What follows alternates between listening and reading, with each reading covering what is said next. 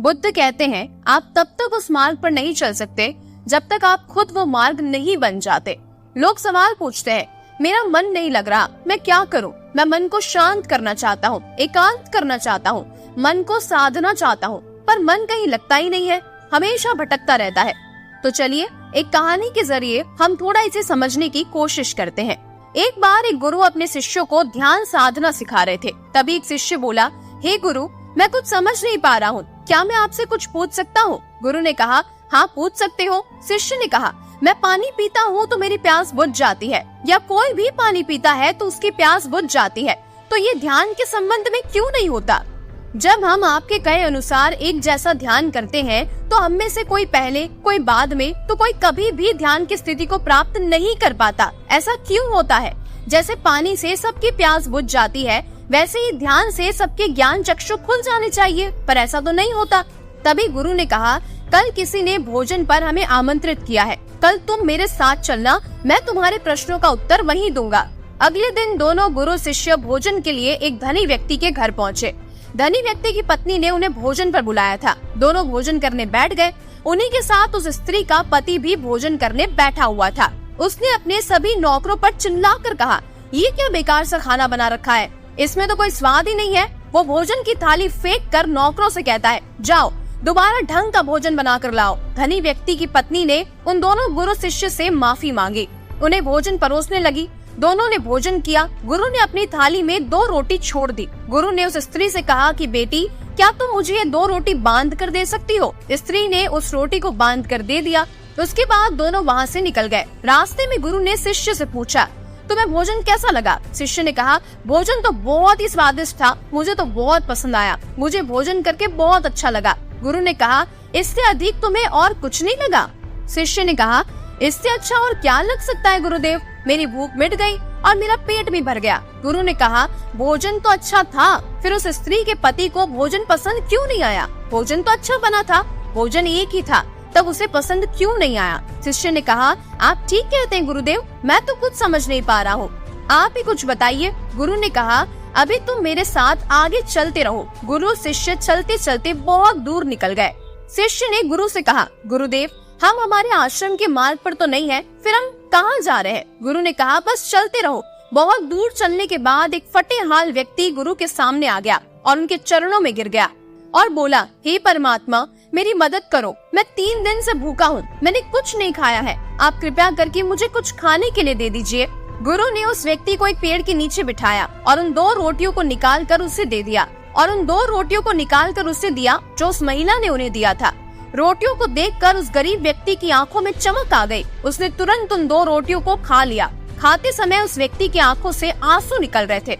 वो रो रहा था और खाता जा रहा था, हाथ से इशारे कर रहा था, जैसे वो किसी अदृश्य शक्ति से ये कह रहा हो कि तेरा धन्यवाद इस रोटी के लिए। खाने के बाद उसने गुरु को प्रणाम किया और धन्यवाद कहा। गुरु ने उस व्यक्ति से पूछा कि भोजन का स्वाद कैसा था? उसने कहा, स्वाद तो कहीं था ही नहीं, केवल जीवन था, परमात्मा था, ईश्वर था। ये रोटियां नहीं थी, ये तो साक्षात जीवन था। ये कहकर वो व्यक्ति वहाँ से चला गया। गुरु ने शिष्य से कहा, देखो, भोजन वही था, लेकिन एक व्यक्ति को उसमें स्वाद नहीं आता, तुम्हें इसमें स्वाद आया, तुम्हें भोजन पसंद आता है, लेकिन वही इस व्यक्ति को इस भोजन में स्वाद नहीं आता, बल्कि वो इसमें ईश्वर को, परमेश्वर को, जीवन को देख लेता है। इससे ये पता चलता है कि व्यक्ति और भोजन की तृप्ति में भी अंतर है। पहले व्यक्ति की इसमें कोई तृप्ति नहीं होती, तुम्हें थोड़ी तृप्ति होती है और इस व्यक्ति को अनंत तृप्ति हो जाती है। ऐसा ही ध्यान के संबंध में होता है। जिसको जितनी ज्यादा प्यास होती है वो उतनी ही जल्दी उस मार्ग को बना लेता है। उस शिष्य की जिज्ञासा का समाधान हो गया था, उसके प्रश्नों का उत्तर उसे मिल गया था, लेकिन हमें हमारे प्रश्नों का उत्तर नहीं मिला। प्रश्न था, मन क्यों नहीं लगता? जो लग जाए वो मन नहीं है, मन का स्वभाव ही भागना होता है। जब हमारे पास कोई चीज अत्यधिक मात्रा में होती है तब मन उससे भागने लगता है।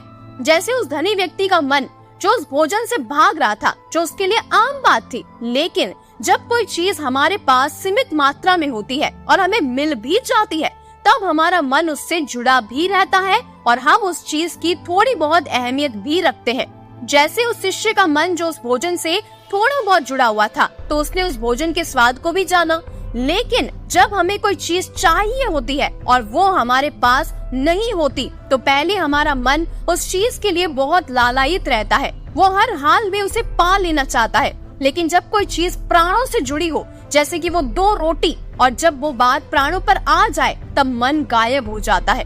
तब आप स्वाद नहीं देखते, भोजन का प्रकार नहीं देखते, तब आपको सिर्फ भोजन चाहिए। तब आप एकाग्र हो जाते हैं। भोजन के लिए जो मिले उसी में आपको आनंद आ जाता है। स्वाद हो या ना हो, आपके प्राण अंतर तक उसे स्वीकार कर लेते हैं। और ये तब होता है जब मन नहीं होता। हम हमारे मन को लगाने की बहुत कोशिश करते हैं। कुछ पढ़ाई में लगाने की कोशिश करते हैं, तो कुछ अपने काम में लगाने की कोशिश करते हैं। लेकिन आपने देखा होगा कि मन कहीं नहीं लगता, और वो लग भी नहीं सकता, क्योंकि इसका काम किसी चीज में लगना है ही नहीं, बल्कि इसका काम है आपको भगाना इधर से उधर। एक चीज आपको मिली तो दूसरी चीज पर ले जाना, दूसरी चीज आपको मिली तो तीसरी चीज पर ले जाना। मन संतुष्टि को नहीं जानता, वो केवल पाना जानता है, और पाने के बाद भूल जाना जानता है। जो मिल गया है उसे छोड़ देने की उसे आदत होती है, जो छूट गया है उसे फिर से पा लेने की आदत होती है मन की।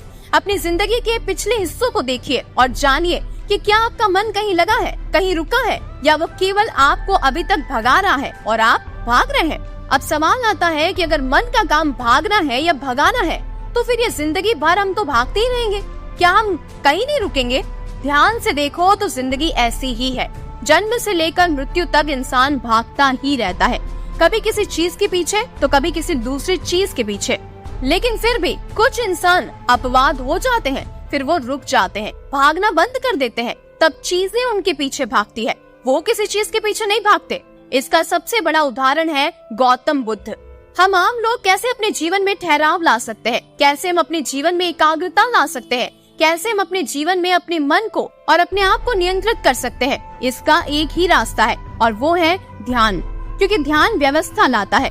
मन भागता है लेकिन ध्यान ठहराव बुलाता है। मन लालच देता है लेकिन ध्यान लालच को देखने की दृष्टि देता है। मन कहता है दूसरी चीजों को पकड़ ले, लेकिन ध्यान कहता है जो मिला है उसे जान ले। ध्यान एकाग्रता लाता है, लेकिन ध्यान को लेकर भी हम भ्रमित रहते हैं। ध्यान का मतलब आंखें बंद करके बैठ जाने को ही समझ लेते हैं। एक छोटी सी बच्ची बहुत अच्छी बांसुरी बजाती है, और जब बांसुरी बजाती है तब उसके सुर में खो जाती है, तब उसका मन गायब हो जाता है। उसके प्राण केवल उस बांसुरी की धुन में ही रम जाते हैं, और यही उसका ध्यान बन जाता है। लेकिन ऐसा इसलिए होता है क्योंकि इस लड़की को उस बांसुरी में रस आता है, आनंद आता है। यही उसकी प्रकृति है। वो वही कर रही है जो वो हो सकती है। एक अध्यापक है, जब वो अपने छात्रों को पढ़ाता है तो उसमें खो जाता है। वो अपने प्राणों से उसे पढ़ाने का आनंद लेता है, उसमें उसकी रुचि है, ये उसकी प्रकृति है। जब वो पढ़ा रहा होता है तब उसके मन में कोई हलचल नहीं होती। तब वो ना तो भूतकाल की बात सोचता है, ना भविष्य काल की बात सोचता है। वो केवल वर्तमान के क्षण में ही रहता है, और यही उसका ध्यान है। जो व्यक्ति जो है, अगर वो वही होने लगे तो उसमें स्वतः ही ध्यान घटित होने लगता है, वो एकाग्र होने लगता है। लेकिन जब व्यक्ति कुछ होने की कोशिश करता है तो उसका मन उस पर हावी होने लगता है और एकाग्रता टूट जाती है। तब हम भागते रहते हैं, सब कुछ पा लेते हैं, तब भी सोचते हैं कि कुछ रह गया है, और ये अधूरापन कभी पूरा ही नहीं होता। क्योंकि जो आप हो सकते थे, जो आपकी प्रकृति थी, वो आप अभी तक नहीं हुए, और बाकी सब कुछ हो गए। ऐसे ही आप हमेशा अधूरे रह जाते हैं जब मन कहीं नहीं लगता। मन की प्रकृति ही लगने की नहीं है, जो लगता है वो एकाग्रता है, वो मन नहीं है, वो ध्यान है। और जहाँ आपको एकाग्रता मिल जाए, समझ लेना वही आपके लिए बना है, जिस पर चलकर आप संपूर्ण हो सकते हैं। उम्मीद है आपको आज की ये कहानी जरूर पसंद आई होगी। मिलते हैं भगवान बुद्ध की और भी ज्ञान भरी बातों के साथ। अगर आपको वीडियो पसंद आया है तो वीडियो को लाइक और चैनल को सब्सक्राइब जरूर कीजिएगा। धन्यवाद।